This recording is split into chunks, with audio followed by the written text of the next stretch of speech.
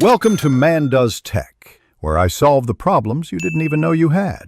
You start by charging the case and earbuds for 30 to 60 minutes so battery levels are stable. This prevents mid-setup cutouts. Once charged, open the case next to your phone and enable Bluetooth. Your device should show JBL Wave, tap to pair.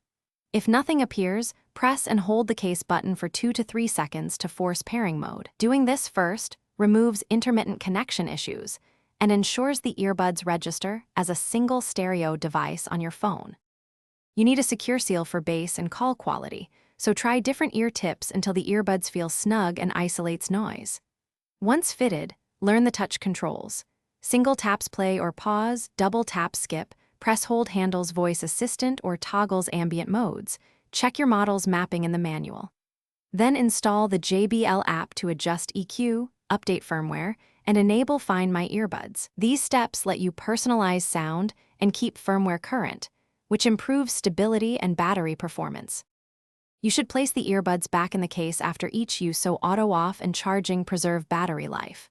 For routine daily use, tap controls for playback and use the app for volume and EQ adjustments. Make sure both earbuds connect as a stereo pair before calls. If connection problems occur, reset them. Put earbuds in the case, hold the case button for 10 seconds to clear pairings, then repair with your device. Clean charging pins monthly with a dry brush to prevent charging failures. Thanks for watching. If you found this helpful, don't forget to like and subscribe.